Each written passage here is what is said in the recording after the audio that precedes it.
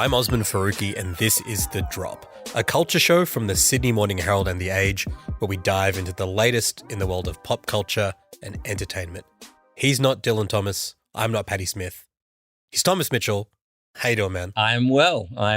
We are here, the two of us, the Tortured Legends Department, finally back together. How are you going? I'm all right, man. I've been sick over the last few days. People can probably tell from my voice. Doesn't sound 100%, but we'll do our best in this episode. We'll muster through. I figured that was just from screaming, Daddy, I love him. It's been a very big week for pop culture, man. Taylor Swift released her new album, The Tortured Poets Department, on Friday. It caused mass derangement from every quarter. Finally here, Taylor Swift officially entering a brand new era with a huge surprise up her sleeve. Swifties are listening to a new sound this morning. Plenty of new sound, in fact. Taylor's hotly anticipated new album, The Tortured Poets Department. 11th studio album from the megastar, a self-proclaimed lifeline featuring 31 brand new songs across multiple variants. 2 hours after that, Thomas, she released a second album, another 15 tracks, causing further derangement. This time for me specifically, because I had this wonderful coverage strategy laid out for Friday and the weekend newspapers about how we were going to review and talk about this album. It was all ready to go. It was all done and dusted by like 4 p.m.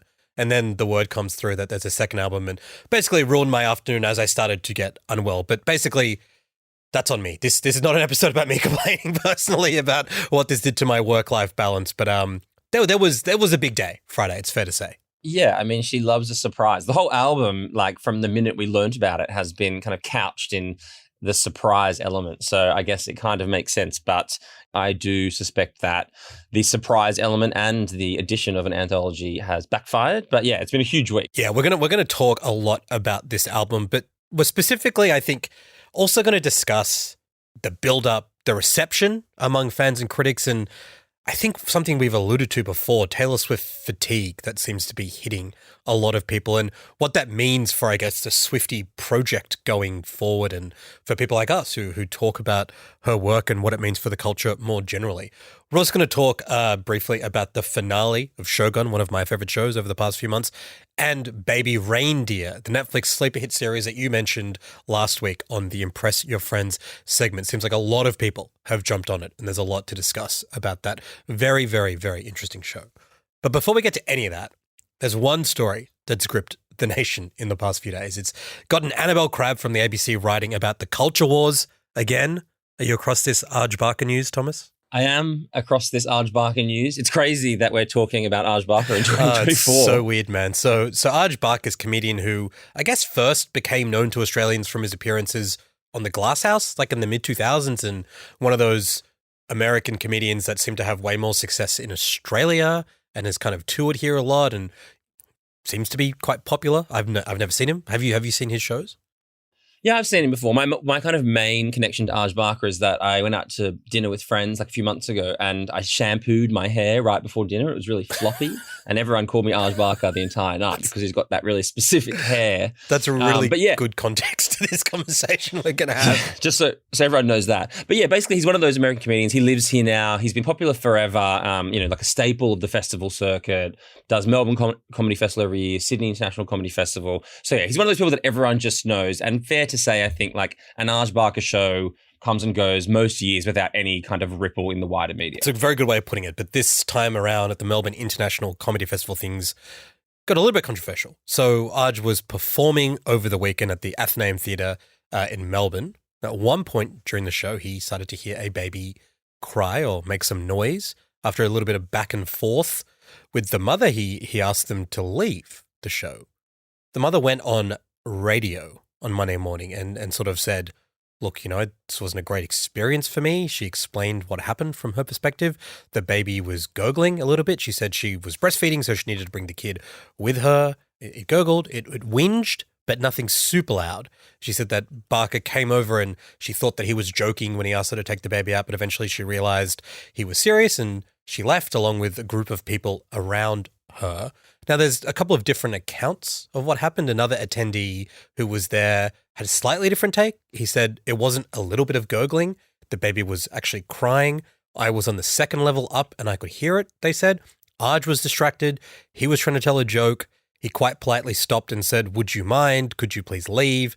And she just sat there and the baby settled down, and a few minutes later it started again. So he said, look, Arj was trying to be respectful in this situation, but the baby was actually interrupting his live performance show. So look, this obviously sparked a lot of conversation about various things. I think this question of bringing kids to live performances, the right of mothers, obviously, to participate in public life and do things. Mums are allowed to do stuff. They don't just become housebound individuals once they choose to have a child.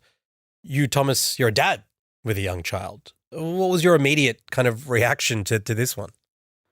Yeah, it's a pretty crazy one. I mean, obviously, I think it's worth mentioning that it's hard for us as two guys to have this conversation. We miss Melanie Kendall so much, but especially in these moments. But no, look, I do think it's interesting more in what it's revealed about the way a situation like this kind of snowballs into so many different conversations.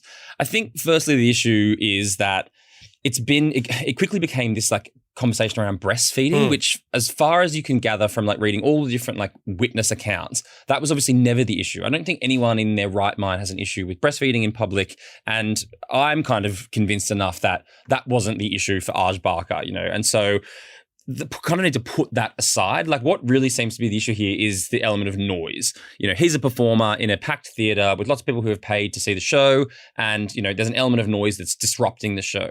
Now, look, I have been lots of places when my son was like that age, and they're very, children are very hard to predict when they're that young. And I just do think the responsibility falls on the parent that if you're in a situation where the baby, you can totally be there, but once it starts disrupting people, the onus is on you to kind of like remove yourself from the situation and like calm the child down or do whatever you need to do and then like return. That's kind of like as far as it needs to go for me. I think it's snowballed into this big kind of ideological argument pushed by a lot of different agendas that make it seem like a bigger issue than it is. Like, ultimately, at the end of the day, mother, father, parent, grandparent, carer, guardian, if you're looking after a small baby in an environment where, you need to be conscious of noise and other people's, enjoyment factor, then like that's your responsibility. That's basically how I see it. I think you're spot on that, like, it's a difficult conversation to have devoid of context, because context matters to so many people around the conversations and critiques of women breastfeeding in public, right? Like, and so many of the opinion pieces that came in response to this, I mentioned Annabelle Crabb before. She wrote a piece for the ABC Today, which she reminded a lot of people, like David Koch, when he was the host on Sunrise, he went on this rant like 10 or 15 years ago about women breastfeeding in public and how they should be classy and not do it in people's faces. And this is like a big overarching issue as a society that we just don't seem to have been able to have good, smart, sensible conversations about. And so I think a lot of particularly women reacted and are like, oh, here's another man who is trying to tell a woman how to breastfeed, which is just not something we want to deal with. And I feel like partly why it's hard to have a sane conversation around it is because there is broad society-wide antipathy towards everyone involved in this. People kind of don't really like comedians, or it's fun to sort of like hate and disrespect comedians. A lot of people don't think that their work deserves to be taken as seriously as other live performers. And then obviously on the other side, there's just a broad antipathy towards women and mothers in public spaces. That is a long history in society. So when you bring both of these two things together, everyone kind of goes to their respective barricades and starts yelling at each other. I wonder how much of this conversation would be different if it wasn't a live comedy show. Like a few people have pointed out, we interviewed a few different comedians about this for the paper yesterday, and there was really interesting different perspectives. Jen Fricker, friend of the pod, she was like, look, I've had babies do this before, and it's part of my, I could make it part of my routine, or I try and find a more delicate way to deal with it. Michelle Laurie said, look, I just don't think babies are appropriate for a live performance space. Comedians are in dialogue with the audience. They're doing a show. They have to remain focused. It is potentially disruptive and disrespectful to the audience who are trying to hear the gags if they can't hear it, if anyone is making a lot of noise and things like that. And this third comedian made the point that if this happened at like Les Mis or Miss Saigon or another live performance, if this was actors on stage and there was a child crying who was stopping that performance from going ahead, it probably wouldn't be controversial to say, hey, can you please remove that sort of disruptive presence? Do you think there's an element to this that is just comedy is sort of seen as, well, you're supposed to accept heckling, you're supposed to just deal with it, so just make it part of the show, man? Yeah, I do think there is that. And especially because, comedy is like famous for having hecklers and drunk people. And so like, you're happy to put up with all these things. But again, it's also, I think, like, that turns it into a different issue again, because if you're dealing with a heckler, firstly, hecklers do often get like ejected. Yeah, totally. And you can put that on the heckler because they're an adult making their own dumb decisions, and so like everyone is normally happy for a heckler to be ejected. Whereas it's like this is the problem; it's an emotional issue on both sides. But I think also, I guess what makes it tricky is that, because it is so emotional, like you have these reports of then like, oh, well, after the exchange took place, then you had a bunch of like other people in the audience, possibly men, kind of like saying, yeah, like, get out. Like, and then it becomes this weird mob mentality. And then that's, obviously I do not agree with that. And I wasn't there. I don't know exactly the tone in which Arj handled it. So perhaps he didn't handle it in the, smartest, most gentle way possible. But at the actual root of the issue, do I think, do I understand? Then I think I do. Like, as I said, if it were me in the audience, and I think you're absolutely entitled to go along with the knowledge that should your baby get into a state where like they're causing a bit of a disruption, then you have to like step out and deal with it, and like you have to live with that decision. And I got to say, man, this poor baby was not doing its mum many favors when it did the media rounds on like Monday or Tuesday night. The mum did these interviews on The Project and A Current Affair, and like, I'm sorry, this was the funniest bit about all of this. Like, obviously there are important parts of this conversation around how society responds and engages in these conversations, but just this mum trying to make her case that her baby wasn't that disruptive while her baby started crying on The Project, and the host, Sarah, had to be like, hey, can you give it to your dad? This is like disrupting the interview. To sort of a pre-baby me. She's and hey, super cranky right now. Okay, maybe she can go to dad just for a quick second. But like, a mum with 3 little... And then on A Current Affair, I happened to just be watching A Current Affair live, and I'm like, oh, that's the lady from the Arch thing with the baby. And The Current Affair had to cut the interview short because the baby was like crying a lot. And I'm like, look, that's babies. Babies cry. I'm not saying that that's like a crime or anything like that. But as this poor mum and the poor baby were trying to make the case that it's all okay, actually getting cut off from the show, I think said a lot. But I think you said it earlier, and I really agree with this. It's like there's different conversations here. There's the specifics of like what happened at the gig. And in a way, like, I feel like that's less interesting. What's more interesting is how everyone reacts to these things, whether that's men in the crowd who apparently were just being very aggressive and toxic, and men in comment sections, and a lot of just like conversation around this. Even though I also agree with you, I think like, there's a risk to bringing young children to this event. And I guess you should be aware that if they start being disruptive, the polite thing to do is to like remove yourself. As frustrating as that might be, that's sort of life, that's the world.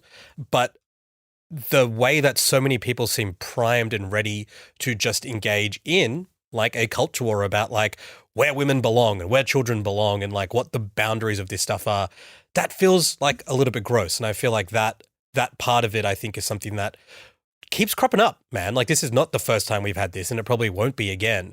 But it was interesting how many comedians, the ones who are willing to talk, were pretty comfortable in saying, yeah, look, there's broader issues around like women and mothers and existing in public. But when it comes to a live performance space, it's a little bit disrespectful to not remove yourself once you're interrupting a performance. Yeah, I agree. And I mean, yeah, it still just feels crazy that it's almost like, have we not got enough going on in this country? Like, are we that devoid of big issues that like this has become a dominant cultural story for the week? But I mean, perhaps not. But yeah, it is very funny that at 7 months old, this baby has got a show reel that includes like ACA, The Project, Today, Sunrise. Max Markson must have signed this kid up already. 100%. Yeah, this kid's doing like meet and greets soon. But yeah. Hilarious and odd story to begin the week. Yeah, look, and I'm not going to do that. I was going to do from one crybaby to another, but I won't do that. I think you should. You've written it. It's a great segue. All right, from one crybaby to another. The Tortured Poets Department, the 11th studio album from Taylor Swift. Even before this album came out, Thomas, we had been discussing just how relentless and overwhelming Taylor's presence was in the culture, from the Eras tour, particularly here in Australia, but also its streaming so popularly on Disney Plus, to the Grammys, to Coachella.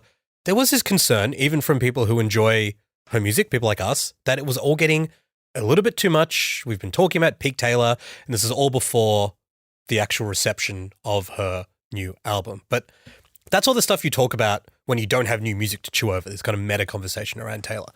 So the album is now finally out. 16 tracks, almost all of them produced by Taylor's now regular collaborator Jack Antonoff. 2 hours later, as we mentioned, another 15 tracks, this time most of them produced with her other regular collaborator, the National's Aaron Dessner. So all up, what we're talking about is 31 tracks on the Tortured Poets Department / the Anthology, as a second tranche of songs are collectively termed. Broadly speaking, I think it's fair to say that the album is very sonically familiar. It sounds a lot like Midnight's, her last album. The synth is a constant presence. It's become a trademark of Antonoff's production. Lyrically as well, I mean, this album doesn't feel like a revolution. It sort of feels like a throwback to earlier eras of Taylor, dealing very specifically with heartbreak, evaluating her past and current relationships. I think one of the things that did take fans by surprise is how much of the album revolves around her long-time fascination with the 1975's Matty Healy, I guess you could say. I think fans were expecting this to be a Joe Alwyn breakup album. Instead, it's 24 tracks about being ghosted by an edgelord rock star who made a controversial appearance in a podcast formerly known as Cumtown. Like that's a weird project for someone like Taylor Swift, some might say.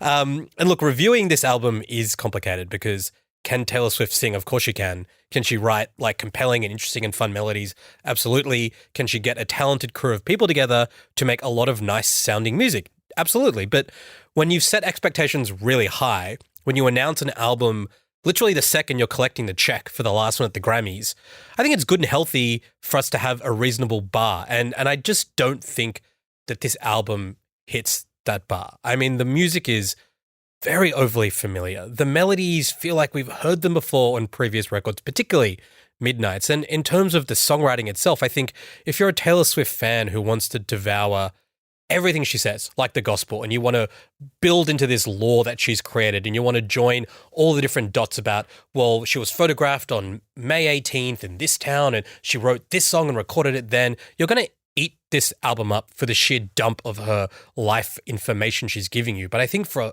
everyone else, this is a lot of songs, some with some very, very strange and tortured metaphors and lyrics that I don't think really work. And I think if you're going to give us 31 tracks, it's not too much to ask for a couple of like genuine solid hits as well. I think there's maybe one, if anything, like song on this album that will be like a hit that does well and gets radio play and people bump. That's probably Fortnight, the opening track, but that doesn't even really feel like a proper pop banger.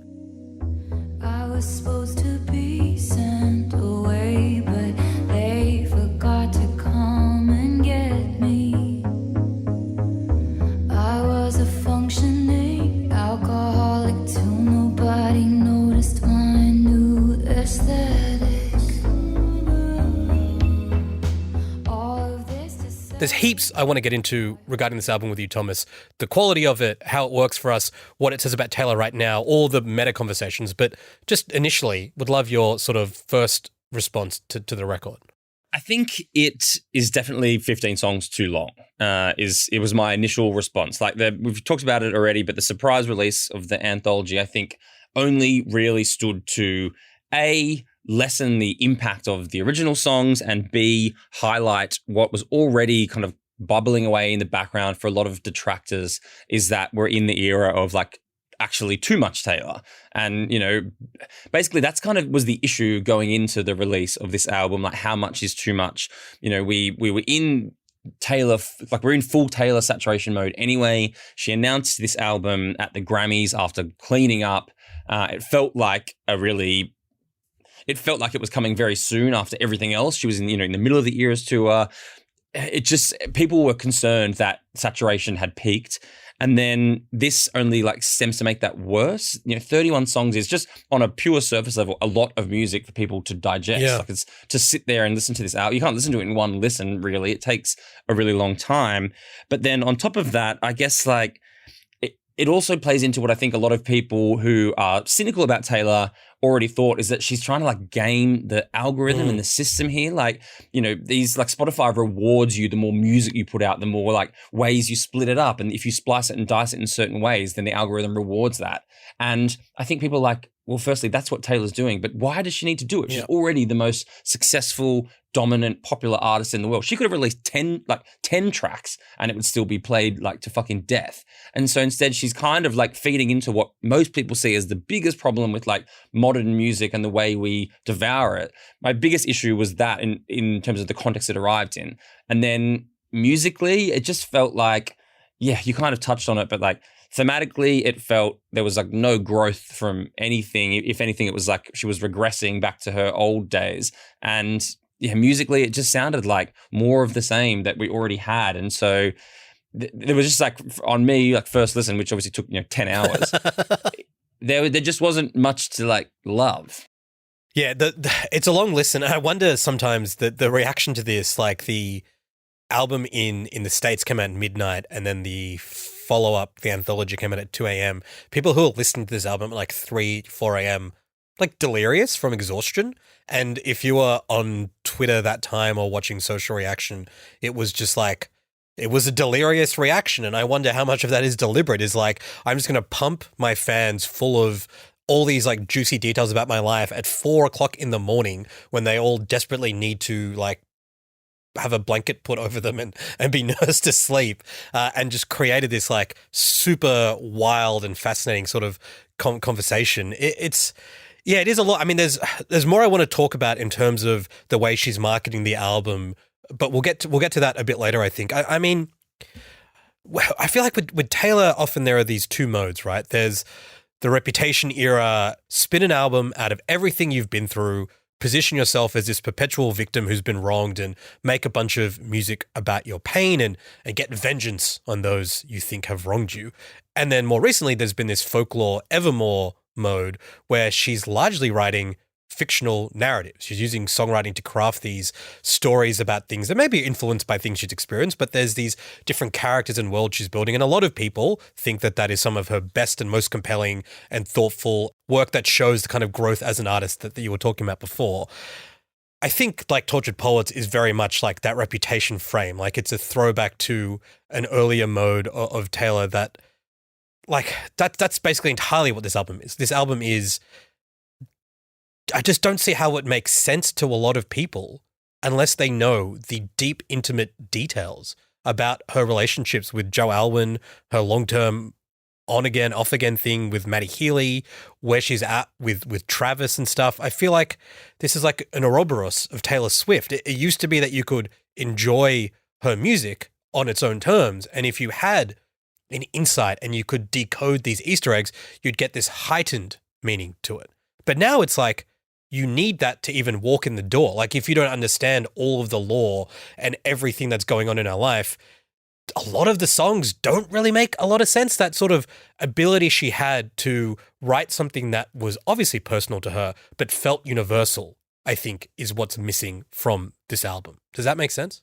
Yeah, it does for sure. Like I thought it was funny, Pitchfork, who, whether or not you still put a lot of value in their reviews, that's up to you. But I thought their review was interesting, and they said something I thought that really made a lot of sense. They wrote, "The Tortured Poets Department, Swift's 11th studio album, senses that widening gap between Taylor Swift the artist and Taylor Swift the phenomenon." And I really feel that, like it's like Taylor has now bought into the Swiftian universe, like while also, simultaneously being skeptical of it. She kind of like pokes fun at her own fans several times in the album. But it's like, yeah, now the phenomenon of Taylor Swift is so all encompassing that it's no longer like expected that you can enjoy the music without being fully, a Taylor Swift stan. You're supposed to know the rules and like, winks of this universe. And it's like she's really writing to the echo chamber, as enormous as the echo chamber is, but that still then kind of creates this divide between the people who are like really, really, like engaged with what the rules and, everything of the Swift universe are, versus people who just say, oh, she's a really famous artist and I like her. So yeah, it does seem really weird. And I guess the other thing that it's probably worth mentioning, obviously everyone has said it's kind of bloated and stuff, but It's called the Tortured Poets Department. We know that Taylor, is a great lyricist and has all the marketing of this has been driven towards I'm a wordsmith. I'm creating pop-up libraries and that's my whole thing. But man, I say this as someone who gets edited by you a lot. She needs a serious editor. Just because it sounds clever doesn't mean it sounds good. And, there was a sense of Taylor being surrounded by yes people and writing anything that came to her mind and whether or not, these metaphors work. And it was so overwritten to the point that sometimes it was distracting trying to keep up with everything she's stuffing into every single line. Yeah. And I think that's a really good point. I think it's clear that she had a lot to say about this phase of her life and she wanted to pour it all out, and she went to two very close, very comfortable, very safe collaborators in Jack Antonoff and Aaron Dessner, and they're not the kinds of people who I think are going to create a sort of healthy artistic tension. If she's worked with other people like that in the past, or she could have worked with new producers on this one, but she went to people who she can be like, I want to write this song. This is what I'm thinking. Give me that sort of synth bed with those electronic drums, Jack, let's go. And so it felt very like she's just sprawling her words out there. And I know a lot of people say she's allowed to do it. And that's what I find a little bit frustrating about these critical conversations. Of course, she's allowed to do anything, right? We're not saying that she should go to jail for this album, but we're allowed to also say, yeah, it's interesting to talk about an artist who can do so much, who has set expectations so high, and ask whether or not this is her at the peak of her artistic powers. And I think for both of us, the answer seems to be no. And I think to your earlier point about the amount of information you need to have baseline access to this record, you know what it reminds me of? This is going to sound a bit weird, but it's starting to feel like where kind of the Marvel Cinematic Universe and the Star Wars universes are at, which is that these things used to be anyone could go and see. You'd see Iron Man or the new Star Wars film, and you'd be like, oh, cool, I get it. These are the good guys. These are the bad guys. There's some cute little characters here, and that story makes sense, and off I go. And now all of these worlds are so massive. There's TV shows, there's cartoons, there's movies, and if you try and see a Marvel movie now and it's oh, but you haven't watched WandaVision, you haven't watched season 2 of Loki, you're not going to understand who that character is in the Ant-Man and Quantumania or whatever. It's just, it's so dense. If you're a hardcore fan, you love it. And if you're a casual fan, you find it very overwhelming. And I kind of think that the world of Taylor Swift has gotten so big because she's been feeding us stuff for so long. It has become hard for normal people to engage with. And I hear really smart critics, Joanna Robinson, who podcasts for the Ringer Network, who I really, really like her takes on this stuff. She has this line where she's make Star Wars special again. We don't need a new show every 6 months or a new film every year. If you really want people to re-engage with this stuff, give them a break, give them a bit of a reset, think really carefully about what you want to do that is special, and then give that to them in 12 months or in 2 years' time. And I wonder whether that is what Taylor needs to do next. She might say, I don't care, this album's going to break records, my fans eat it up. But I think from a critical perspective, from a perspective of what would make the most interesting and compelling art, I do think some space and time would be helpful. Yeah, for sure. And I think I get the feeling based on nothing other than, a gut feeling that Taylor is someone that probably is sitting at home and definitely reading the room on what people think of the album. I don't think she's someone who's whatever, I don't care, my fans love it. I definitely think, I could see her sitting at home reading the New York Times being the Times didn't like it. Let me give you an example as to how right you are. She's been retweeting every good review she's gotten and tagging the publication and the journalist who wrote it, including her most recent one was Uprocks, that weird sort of journalism website. She's retweeted this review and tagged the journalist and Uprocks and shared a lyric from a thing. So she's obviously across the kind of critical conversation. She's reading the bad ones too and is probably not sharing them, but it's a really odd thing that's going on because I think seems to be rewarding. She's if you want me to shout you out to my 70 million followers, write a good review and I'll tag you. It's a very one-to-one process she's in with critics. So yeah, you're right. She's very much part and aware of the conversation around this album. And it's so funny because that environment around Taylor has really infected or at least made an imprint on the critical response, in terms of critics are aware that should they not enjoy the latest Taylor album, as in what is happening right now, that's going to be an issue. So, you know, we had like Chris Murphy from Vanity Fair, whose review wasn't amazing, and he put out this tweet that said, it's almost like if you produce too much, too fast, in a brazen attempt to completely saturate and dominate a market, rather than having something important or even halfway interesting to say, the art suffers. That tweet went viral, and then he later on made this joke about like him going missing. So like... And, you know, similarly, Paste Magazine put up a pretty harsh review of the album and didn't put a byline on it, didn't identify the journalist, and then spoke about why they did that in the review, because, like, you will get fucking doxxed by Taylor Swift fans because, you know, that's what they do. And so it's weird. We're living in this world now where even the critics are aware that if you don't like Taylor's album, that's going to be a problem for your publication. But, you know, we still have to engage with it and talk about it. But it's just like... it sets these very strange framework for us all to discuss the album in, because like you constantly kind of having to like double back on what you say and stuff. It makes everyone feel a little bit like uneasy or unsettled. And then I suppose at the same time, as you said, you've then got Taylor tweeting out the good reviews to like 70 million followers, and like who doesn't want that traffic? I don't know. It's a really strange environment to kind of discuss a big important work in. I know, and you and I were talking before this podcast, and like, I mean, we're being honest about how we feel about this album, but I think with so much of how you discuss big stars and their fandoms now, you're subconsciously a little bit pulling your punches because you're aware of like the hell you could go through for saying a certain thing in a certain way.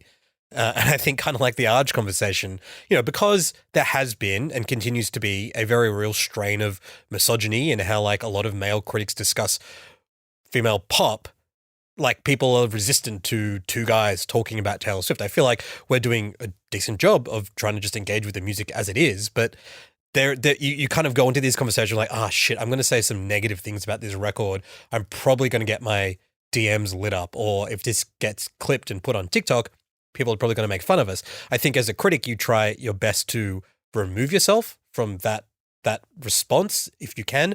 But I think what's really interesting about Taylor Swift is talking about the fan reaction is part of the criticism, I think, because it clearly shapes her writing. Like there are songs on this album that are about Taylor Swift's fans. She, I think in some ways, has made this record for her fans because she's trying to break streaming records. She's trying to do all of this stuff. She needs to turbocharge her base. And like I said, I just don't think, if you're not a deep fan, I don't think this album works. If you are a deep fan, you probably think this is one of the best albums ever, because very rarely have you had this level of intimate detail about how she was feeling and where she was and what she was doing with three of the big men in her life in the past few years, Joe, Maddie, and Travis. But then what I think is so funny about this conversation is that is all true in theory, but then you have these like, I mean, look, essentially, much of the album is about how fucking in love she was with Maddie Healy, which is like the one relationship that Taylor Swift purists like did not approve of. And you like type in Taylor Swift, Maddie Healy on Twitter and watch the fans like being annoyed at Taylor for dedicating so much airtime on the album to a man they like didn't approve of, which is fucking crazy. But like it's so funny because there is an element of like, well, hold on a minute. This is an album for the fans with all of its like kind of winks and stuff. But also like you've got these same fans who are the ones that are going to like back Taylor to the hilt, but they're not happy with like the content she's producing. It's such a strange like thing to be in the middle of. Are you across this Reddit subreddit, Taylor Neutral? That's blown up lately. This is really interesting. It's like people who have historically been big Taylor Swift fans and started to be like less interested in her, either through, I guess, the oversaturation we've been talking about or the Maddie Healy stuff. They've created this subreddit because they just weren't getting traction on the main Taylor Swift Reddit called Taylor Neutral, where they're like, we don't hate Taylor, we don't love Taylor, we just want to have some honest conversations about her music and whatever. And that started to blow up. So it does feel like there is this growing part of her fan base that wants to engage with. I mean, the most interesting thing about this album, I think, are the tracks where she is taking aim at her fans for what they did and said to her around the Maddie Healy thing. And I don't really want to get into I resent the fact I've had to talk about Maddie Healy so much already. Like I don't care about the 1975. I don't understand that this kind of weird rock star who feels like a throwback to the era where we all agreed we didn't want anymore seems to have this chokehold on lots of white women of a certain age, but whatever. We have to talk about him because he's part of this album. when the, I guess, rumors emerged that she was maybe dating him, a big chunk of her fan base like wrote this letter to her and said, you know, he said these problematic things. He's been on this controversial podcast. He's a bit of a weird guy. You shouldn't date him. And I think the song, But Daddy, I Love Him, is a pretty direct, like, response to her fans. She's got things like, I'll tell you something about my good name. It's mine alone to disgrace. I don't cater to all these vipers dressed in empath's clothing. There's other lyrics in that track where she's saying to her fans, you pretend you care about me, but I'm not going to listen to you. You don't get to tell me what I do and how I live your life. It's so funny to see an artist simultaneously tell her fans to back off, but kind of have them on this leash at the same time. Yeah, it's like this absolutely crazy, like, codependent relationship where they both need each other so much and resent each other so much. Maybe like her and Maddie Healy, we'll never know. But yeah, it's just a really, really strange thing. And I mean, I know you said you don't want to get into it. I actually am happy to get into it because I think if anything, as you know, I mean, look, I'm a journalist. I love gossip. And I guess that's probably one of the things I did enjoy from this album is I guess the voyeuristic elements and like some of the decoding and, you know, like, fuck, man, I couldn't help but think of Travis like being so depressed as he sat there listening to But Daddy, I Still Love Him when Taylor's like gushing about how, like, let's be honest, Maddie Healy has obviously done an enormous number on her. She's got like some serious head noise about that relationship. I agree. I mean, I find it so, I mean, and like, and this, I guess, you know, it's a good thing to say about the album that it's interesting to have an artist like her be so honest about how she felt about this guy. I find it bizarre because it's Matt Healy, but like it's not my job to dictate how people feel about certain people. She seems to have been a very long-term fan of the 1975 and he's a very charismatic frontman, I guess you could say. So she sort of had this fascination with him for 10 years and she lays it all out. But I agree with you. If you're Travis, there's probably bits of this where you're like, damn. The same thing with Joe Alwyn, though. Like, Fresh Out the Slammer is, you know, about him and basically calls the relationship a prison. So it's just like, oh, man, brutal. But yeah, I think, you know, I guess if you are a Taylor Swift fan and you didn't approve of this relationship and then suddenly, you know, 2 hours of the album is dedicated to her really, like, I guess, digesting how that brief but obviously intense love affair affected her, then, yeah, you're going to be unhappy. But I would say that it's then led to some of her strangest and weirdest writing that she's like, you know, Taylor is, we both went and saw her show. Aside from the fact it was an amazing performance, you really get a feel for like how impressive she is as a lyricist and how her writing lands in a stadium of, you know, 100,000 screaming people because she's got such a way with words. And then, yeah, this like so much of this felt like my fucking year 12 English assignment. Yeah, we're going to share some of our favorite weird lyrics a bit later on in this conversation. But I thought, you know, we've kind of had a broad conversation about the album conceptually, but maybe worth mentioning some of the tracks we do like and why. Like Florida, which is the song with Florence Welch of Florida with 3 exclamation marks. Only the time you'll get arrested. So you pack your life on the way just to wait out the shitstorm back in Texas. Florida is one hell of a drive. I like this track. Part of the reason I think why I like it is it's one of the many, I think, where Lana Del Rey's influence looms very, very large. And I think Taylor owes a great debt to Lana. I think she has for a while. I think she was very smart to cut Lana in on the last record as a bit of like, I'm sort of doing a lot of what you did before. There's actually like a few Florida references on this album, the track itself, but also on Fortnite, the opening track, her and Post Malone are singing about Florida. I sort of got a bit conspiratorial on this one, and I wondered whether it was a political illusion, given that there is a presidential election later this year, and Florida is a very famous swing state. But then I remembered it's Taylor Swift, and like, there's no way she's doing that. In interviews, she's just talked about Florida being this place that like criminals and other people wanting to get away escape to, kind of like Amy from Gone Girl. But yeah, I enjoyed that one. Any tracks you wanted to shout out? What's up with Post Malone, by the way, just being like the go-to feature guy? Yeah, Beyonce and Taylor, the glue, bringing these two worlds together. I guess it's like he's just got this broad fan base, right? So it's like no one really hates Post Malone. He sort of started as this rap singer who's now doing country. He's very flexible. Like, why not have a Post feature? I like Post Malone, but yeah, it was weird. Also worked with Kanye, interestingly. I wonder how many artists have worked with Kanye, Beyonce, and Taylor Swift. Probably only Post Malone. I also really like Guilty as Sin. I think that's kind of like a bit of a sexy track. And I didn't like this at first. And I will also say that the album has started to grow on me the more I listen to it. Yeah, me too, actually. I feel like maybe when we're listening to it and it feels so overwhelming and there's all this conversation, it's like, this is way too much. And then after a bit of a break, listening to it again at the start of this week, I'm like, there's a bunch of tracks that are good tracks. And I think this is the thing about this album.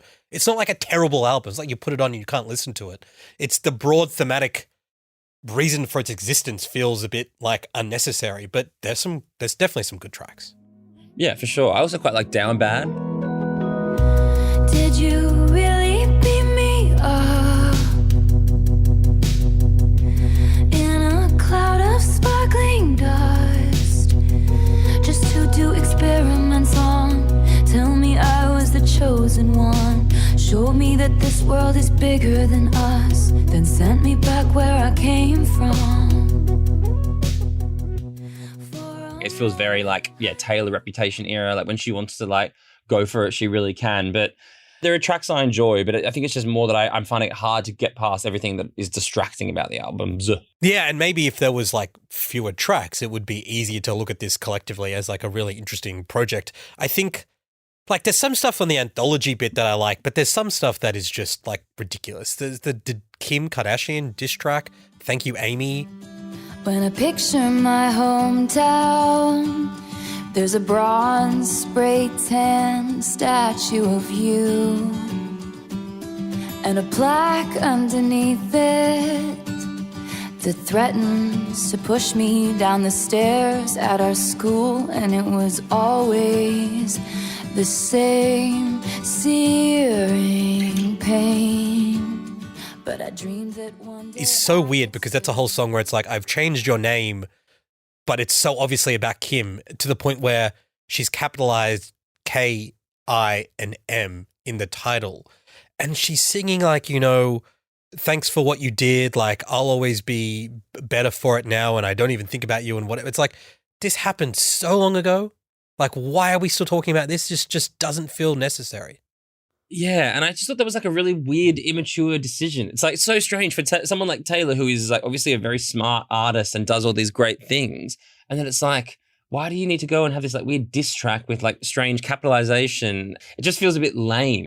It's like she can't escape her own like cringe factor. And like that Thank You, Amy song, completely unnecessary. I don't know how someone around her wasn't like, should we scratch that? Also, I think in the back half of the album when there's like 50 tracks that are just people's names, Peter, Cassandra, like they're big skips for me. Yeah, fully.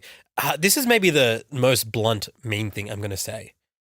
I do get this feeling on even the tracks that we've mentioned that we like. The overall emotional sense evoked for me is one of like arrested development. Like this is someone who, when they were writing these songs, when they were a teenager in the early 20s, even in their mid 20s, it's like, cool, man. Like, yeah, heartbreak is the biggest thing in the world and you're allowed to write about it and you're allowed to write 100 songs about it if you like. But when you're at this stage in your career and you're just pumping out 31 songs about what this like weird rock star did to your heart, it just doesn't feel right. And like, I know maybe a lot of people listening to this are like women in their mid 30s who are like, well, actually, that's like how we all feel. So you shut up and let us like emote. And I'm like, yeah, you're all allowed to emote and you're allowed to write songs about this. Again, I'm not trying to say that she should be like prevented from doing this, but it just feels unnatural that an artist who's been making this kind of music for 2 decades now seems stuck in the same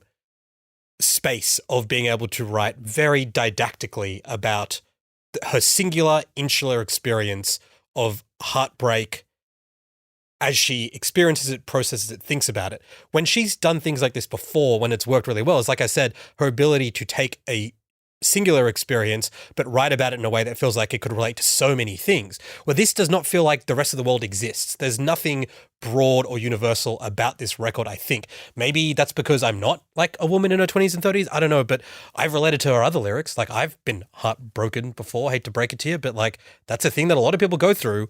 But this just feels so autobiographical that it's hard to connect with. And that just feels like an odd thing to experience from a singer at this stage of her life and career. Yeah, I think so for sure. And I don't think it's unfair that we, project these expectations on an artist that we all love and that has rightfully, like battled her way to the top of the totem pole in pop culture and is easily the most influential and, excitable artist in the world. And, like this morning, for instance, I was driving home and Love Story came on Smooth FM, great radio station. And you like Richie and the Bear? You just like put the exactly, pedal to the but floor. seriously, Let's go. man, like that's a fucking great song. Yeah, and it's my fave. I turned it up and sang along, and it's such a great sing along song. But like listening to it, I was struck by like, man, it's crazy. Like that's Taylor at, I don't know, what was she like in her early 20s, writing about this like fairy tale romance, this like storybook obsession she has with like happily ever after and like white knights and this idea of perfect marriage. And, that's all fine. And it made a lot of sense. And it was charming for this like 20-something singer-songwriter that still had like the country thing going on. I'm not saying she can't write about that anymore, but it's crazy when you actually dig into the lyrics on this album, this latest album, about how much that fixation remains. Like she's still talking about like wedding rings and happily ever afters and like that's it. And it feels like there's not been much evolution, or if anything, there's been like a devolution, or devolution, because like she's no longer even like trying to expand her focus, but is instead just like hitting out these like it's almost like like fan generated songs that they want about like getting married or finding the perfect love or anything like that. And it's just like, look, after a while, you do have certain expectations that come with being this incredible artist. Like people know how great you are. They want more from you. And it feels just like, I don't want to say lazy, but like when you get it and it's still okay, people are a bit like, okay, well, like, I guess nice work. No, I completely agree. I think you put what I was trying to say in much better words. I feel like if anything gets its crucified, it's that conversation. But I think we got to be honest about how we feel, man. If we can't do that, what are we doing here? I mean, yeah, like I can't wait to get completely doxxed now. We were talking before about how much she's promoting this album. This feels not totally new. Like she's done this in previous album releases, brand partnerships, all this kind of stuff. But it's been less common from her regularly. But this time around, like we talked about the Spotify brand campaign, that library activation on the podcast last week. She's been doing ads for Spotify and Apple and Amazon. I mean, she's not content with every record that she's already got. She wants more. She wants to break more streaming numbers. What is the end goal here, man? Like this isn't, I mean, she also came back on TikTok. This is really interesting. Like Universal pulled all of their music on TikTok as part of this negotiation to try and extract more revenue from the platform. She's signed to Universal, but she has the streaming rights to her music so she can put it back on, which she did in the lead up to this album.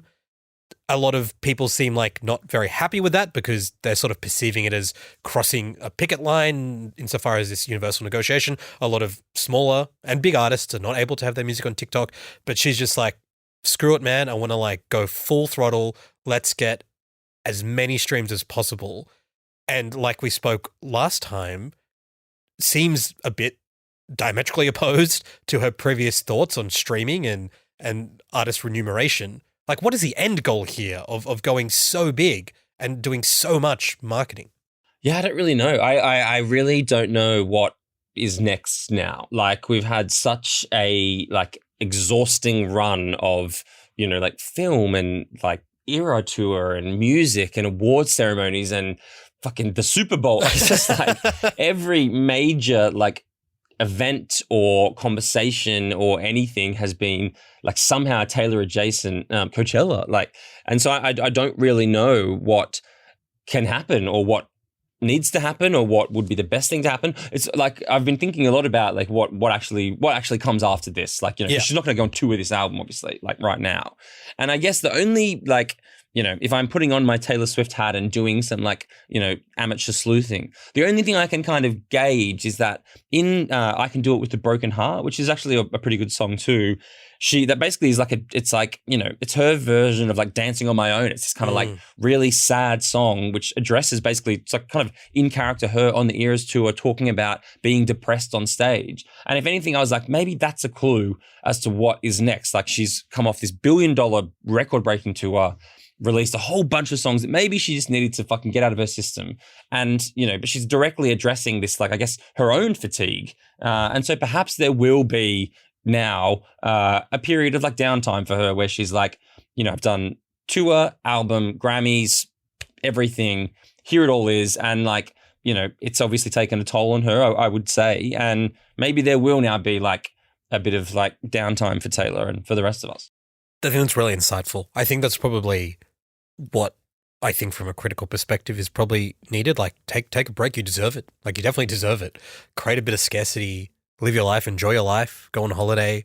And if after that you want to write some music that feels relevant to you, please do. We're going to be excited to hear it again. You know, I think maybe there's also this sense of, you know, when you're at your peak, like hit it. You know, like she's very aware. She's talked about this. She's written songs about this.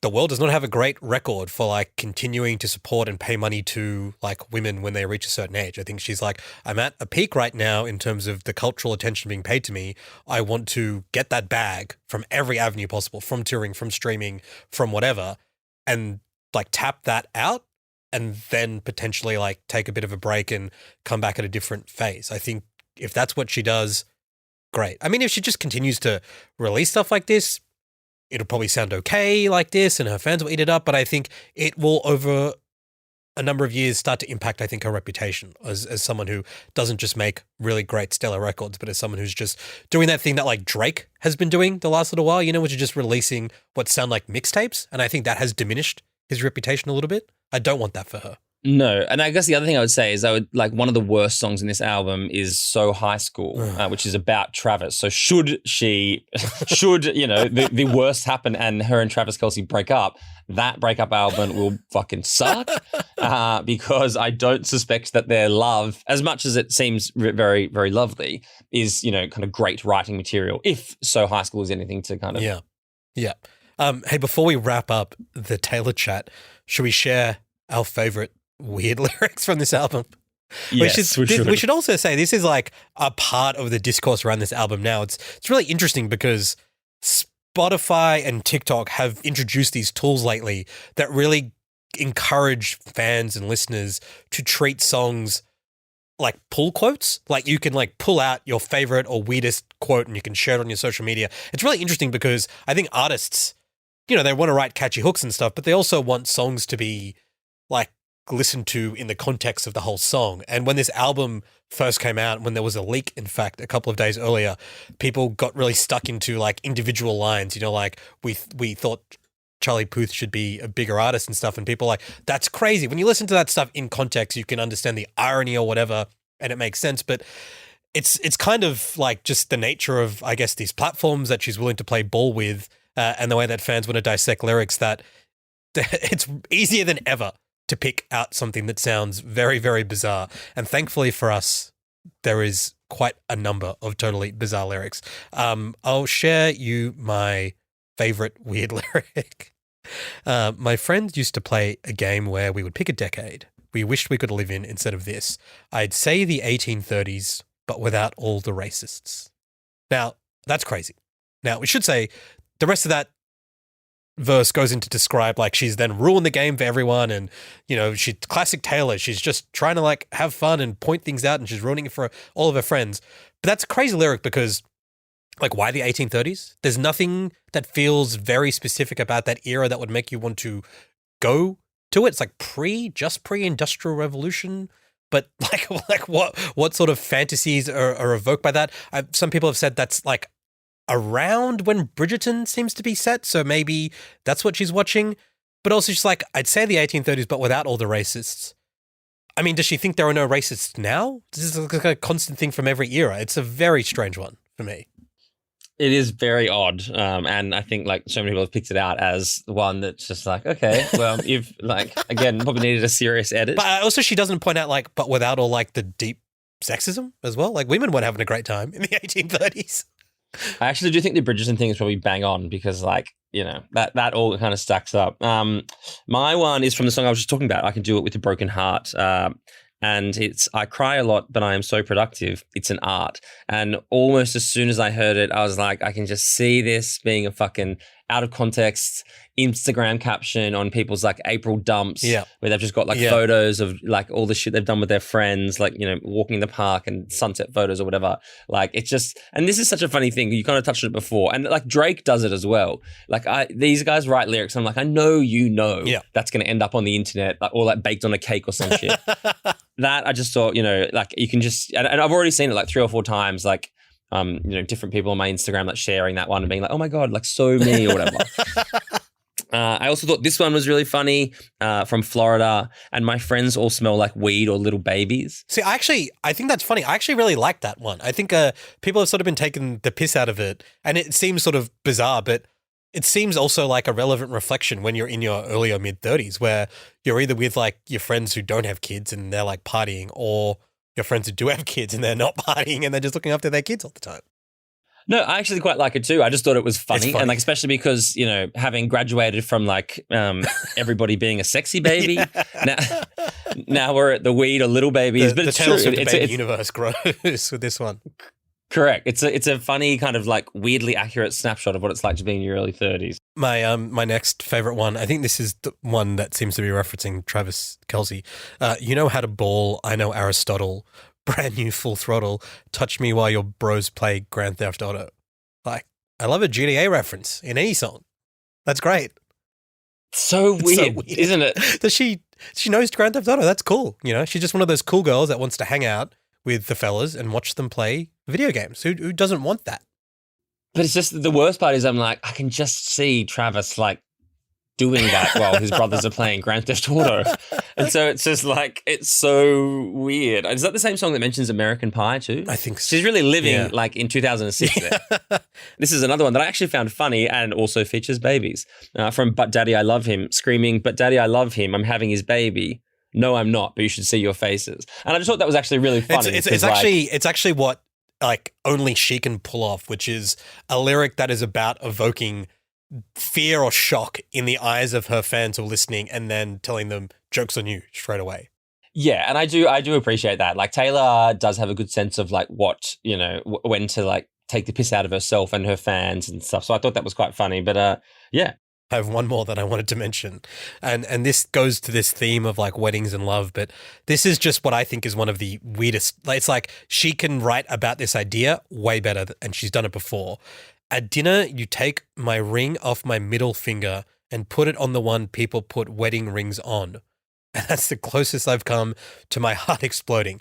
Now, like people have said, that's Maddie Healy kind of like love bombing her and like pretending to propose to her. But I'm like, you take my ring off my middle finger and put it on the one people put wedding rings on. That's not even a metaphor. That's just like a very dry description of something someone is doing. Very, very funny stuff. But that's the thing. When you release an album with like 600 tracks, then you just write yourself into a corner eventually and you just get fucking fed up. You're like, whatever. Exactly. So, I mean, like I said earlier, those are fun things to pull out. I think a lot of them make more sense when you listen to them in the context of the song. And I think, as we were saying before, with a bit of distance from the release on Friday and the kind of discourse slowing down a little bit, it has been more interesting and enjoyable to just listen to this album. I don't think it's one I'll come back to a lot, but I also wouldn't be surprised if in 12 months time, there's a couple of tracks from this that are on like a lot of people's favorite Taylor Swift playlist sort of, list of songs. It is interesting that really, I would say universally, the response has been a bit muted. And perhaps that was what we all needed. Maybe even Taylor, maybe this will be what brings us the next amazing work from Taylor Swift, is that, it wasn't just absolute like fawning over what she's produced and like we continue to just like suckle at the teat of Taylor Swift. Maybe this will be like the catalyst for an incredible album of work that is different and doesn't feature, Jack Antonoff's trademark production and isn't just all like, cute little lyrics. And maybe it'll be the start of something amazing. Because I think we've ironically come to the end of a very impressive and like game-changing era, and perhaps what comes next will be even better.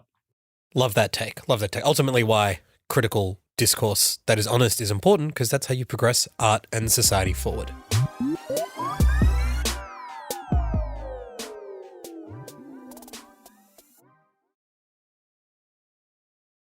Thomas, Baby Reindeer. This is your impress your friend recommendation from last week. You say this woman's stalking you? Yeah, like 6 months maybe. Why'd it take you so long to report it? I think she needs help. She comes to my work, my house. She sends me emails like all the time. Are any threatening towards you? Yeah. I wouldn't say that's particularly threatening. It's gone ballistic since then, thanks to you. I'm going to give you all the credit for this.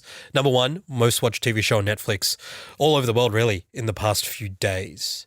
This show, man, this is like, even though you described it like quite accurately, it was way more intense and like full on than I was expecting it to be. Kind of like a really hard watch at times. But can you remind us what this is about for people who maybe haven't caught the Baby Reindeer wave yet?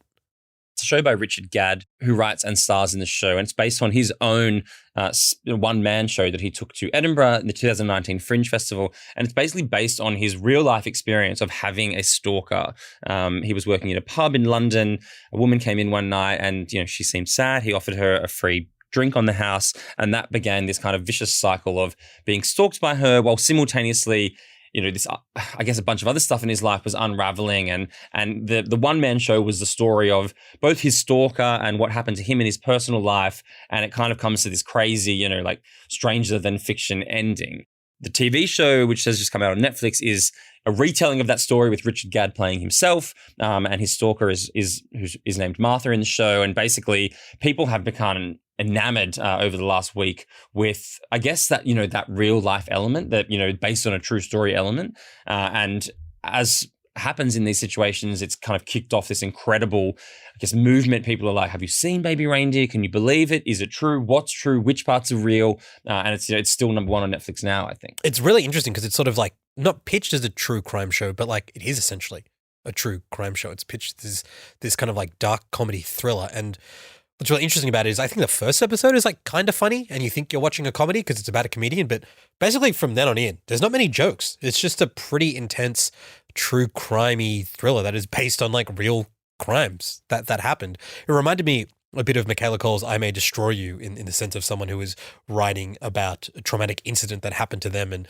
how they sort of process it. But kind of unlike that, it's even tinier, more interior. It's a very small cast. It's a very small like number of settings and things. And it's a really unusual TV show. Like it's very, very good, but it's almost unlike many other TV shows I've seen where you just reach like a really dark point at the end of every episode, but you kind of feel compelled to keep watching, and it's very unsettling. I think by the end of it, you don't really feel good. You don't really know how to feel. And it doesn't feel like the kind of show that would be so popular because it's not like funny and light and doesn't really have a clear message about like the world or whatever. I'm sort of surprised this seems to have, become so popular to so many people. Yeah, but we're also living in this age of like internet sleuths. And so it really plays into the like armchair detective movement. And I think that's what's really been interesting about the past week. Because like, in terms of like, what can you say about the show? Like, yeah, it's really amazing and everyone loves it. But what I found interesting is how the response has, again, like, we were talking earlier about like, just like how interesting it is to see how like people respond to big events. And this has thrown up another kind of challenge in that, Baby Reindeer, show based on a true story. And it's like you enter it into, with the backing of Netflix to fucking 300 million subscribers around the world. Yeah. And then you have people who inevitably are going to go digging. And so we've had Richard Gadd in recent days kind of basically take to, because essentially, at the end, he shows empathy for his stalker. She obviously has his real life stalker who we don't know, is never revealed in the show. She obviously has mental health issues. And as well, as part of the show, very triggering episode, but, Gadd discusses a sexual abuse that happened to him from someone who we understand is like a big figure in the comedy scene in London, a big producer and writer. And so people have naturally then been like, well, who are the real people? Who are the inspirations for these characters? And he's had to go on Instagram in the last week and say that, look, I'm begging you, please don't go looking for these people. Like, because, fans have like incorrectly fingered the wrong suspects and been like, oh, this, he knows this producer who's, big in the British comedy scene. That must be the guy who assaulted him. And obviously they're getting these things wrong. And so he said, like, people are getting unfairly caught up in speculation. Please don't speculate on who the real life people could be. That's not the point of the show. But what is interesting is that critically people have started to say, well, hold on a minute. Like, when you do release something that uses the very, like, dangles the carrot of being based on a true story, you inevitably do invite people in to like scratch the surface and do some digging. It's hard to have it both ways. It's like you haven't changed enough details to make it like hard to find these people. And this is how people react. This is just how TV works. Reddit will go ballistic. There's lots and lots of Reddit threads where people think they found the person and they've named particular individuals, and he's gone on Instagram, like you said, and said like, it's not this person. But if you're that person and you're like, well, all these people are saying it's me, he's saying it's not me, why am I even involved in this narrative? That would be like deeply distressing. And like they do go to pains to be like, oh, we changed some really key details in the show to make it impossible for you to find. But that's just like, I mean, firstly, that's not really true. It's not true. Like with the stalker, the Martha character, people have found her like social media posts and it's like 1 for 1. Like what she's posting and what she says in the show was the same thing. And I do understand because at the same time, this is his story and he wanted to turn it into a piece of art. And like, how much are you going to change until it becomes like completely unrecognizable? It's a very delicate balance. I mean, it's not his fault that we live in this crazy time when people are going to then like pick apart your work. It's just, I guess that's probably been the most interesting thing for me over the last week is like, you know, because there's absolutely no denying the minute I finished the show, I sat on Google and I was like, who is the real Martha? Well, I mean, this is one of those shows where you start Wikipediaing it like halfway through the show. And I was like, damn, now I kind of know everything. So it sort of ruined it for me. But I think you're spot on. I think it's a gripping and like very well-made show. And I mean, his acting is really good. And a lot of the cast are really great. But I think you're right that a lot of its success is due to the kind of collapsing of the real world and the TV world. And that's something that just we are fascinated with at this current moment. But it's so funny as well because Netflix gave it no promo. No promo at all. And I think that's also so interesting that it's like shot to number one without any kind of like backing. It's like they didn't really give people a heads up. It sort of started to get numbers and people were like, holy shit, we should like interview Richard Gadd. We should review this show. Really fascinating organic rise for this one. Yeah, biggest word of mouth show I've seen in like 12 months, I reckon, for sure. And Thomas, before we get to our Impress Your Friend segment, I just wanted to talk very briefly about another show that just wrapped up this week. One of my favorite shows over the past few months, Shogun on Disney+. We've talked about it a few times on this pod. I don't know how many people are listening to this, watching the show, so I don't want to go too deep into like the plot machinations or how it resolved or whatever, but just wanted to say that I think this was an extraordinary show. I thought the ending was like incredible. I think every time you thought this show was going to go down an obvious path of like showing us a big battle scene or like violence, like the Game of Thrones half of it, it eschewed that and went for the more subtle Succession style, like character play and sort of political intrigue. But one of the main things I thought watching this at the end is this show is a really good endorsement of the non-binge model. Like what it means to release a really interesting show over the course of 10 weeks, because you end up living with these characters for nearly 3 months. And so if they die or if they're in peril, you feel that. I feel like way more emotionally than you do if you're watching like Three Body Problem or even like Ripley, another show that we loved, in one sitting. You just can't have that same emotional impact. And I know a lot in this show you make fun of me for like pining for the good old days of TV. And, you know, I'm not saying this need to be 20 episodes or anything like that, but yeah, I'm struggling to think of any positives of the binge model these days. I think the whole point of TV was that it was great. You could watch it, you could talk about it. I know friends who were hosting final episode parties this week. Like that collective experience where you talk, you debate, you grow with these characters, and something as simple as watching the same characters over 3 months just makes you connect with them in a way that you can't if you watch them over 8 or 9 hours. And yeah, I just really, really, really think Netflix needs to stop doing that. It needs to just like give us the weekly release, man. Yeah, I agree. It's funny. I'm surprised that like I feel like Shogun has so clearly, I mean, obviously it's a much bigger pool in the States, but Shogun has really struck a chord over there, and all of the websites and, you know, the kind of like big critical websites that we like and enjoy and stuff are doing like, you know, ep by ep recaps and giving it the full Succession treatment. It didn't seem to cut through as much over here. Like, again, based just on word of mouth. Like I spoke to so many friends who I know are into that kind of TV, and like lots of them, I would say, dropped off Shogun despite giving it a bit of a go. Like, do you have, and even myself, like I was really into it. I've kept up to date, but I haven't been like absolutely Well, I think it's harder because it's harder to talk to people about it. I think you're right. Like in Canada and the US, this was the number one show for the past couple of months. And I don't know what it is. Like maybe it's placement in the Disney Plus app. Like I don't have the numbers on the top of my head. I don't know if Disney Plus has less penetration in Australia perhaps than it does in North America. But yeah, it didn't hit as strongly here as I was expecting it to, which is, I think, is a shame. If you're listening to this and you haven't given it a go, I think it's really worth watching. It's really good television. Yeah, agree. And, you know, I will be looking forward to watching the finale, and then you and I can talk about it at least to each other. All right, let's wrap up with Impress Your Friends, where we recommend something we watched, listened to, read, or otherwise consumed in the past week. Why don't you go first, man? What have you got for us? Yes. Well, look, I thought as mentioned earlier, we're desperately missing Melanie Kembury. She'll be back next week for those of you who are also missing her, so that's very exciting. But I thought in her honour, I would do a book. I say her honour, she's probably cringing as she listens to this. She's not listening to this. She's not listening to this. She's gallivanting around Europe. She's not paying any attention to what we're doing.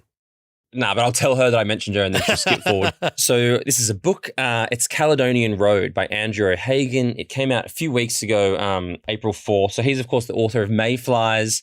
Osman, I think you will love this book. I don't know if you're across it yet. No, I'm not. So do you know Andrew O'Hagan, the author? No, I don't think so. Okay, so he wrote Mayflies, which was great. He's nominated for the Booker. But this basically, they're calling it like a State of the Union novel. So it's set in May 2021 in London, kind of like post-COVID. The protagonist is this guy, Campbell Flynn. He's an art historian. He's, billed as a celebrity intellectual, which I know really appeals to you. And he's basically like, he's kind of like, a public intellectual who goes on talk shows and writes his, popular columns. And he basically, he's married really well. And then the book just throws us into this world where he is kind of like, interacting with like London gangsters and art dealers and Russian oligarchs. And basically we get access to Campbell's full interior world while also getting a snapshot of like modern day London, but it could really be like modern day Sydney. It's this like, he becomes like, he gets engaged with this brilliant student of his. And it's like this really interesting snapshot of like public intellectuals, academia, entitlement, privilege, people who are kind of like born into this world of privilege, people who access it, people who are adjacent to it. It's a really interesting book, very funny. And it feels like very timely. Probably done a very poor job of explaining what it is. I'm only halfway through, but I'm absolutely loving it. So that's Caledonian Road by Andrew O'Hagan. No, you've done a great job. I mean, I'm compelled to read it. I've just, as you know, finished reading Dolly Alderton's latest book, which you recommended to me ages ago, which I like. Your recommendation turns out pretty good. So excited to add this one to the list. Mine is also a shorter read though.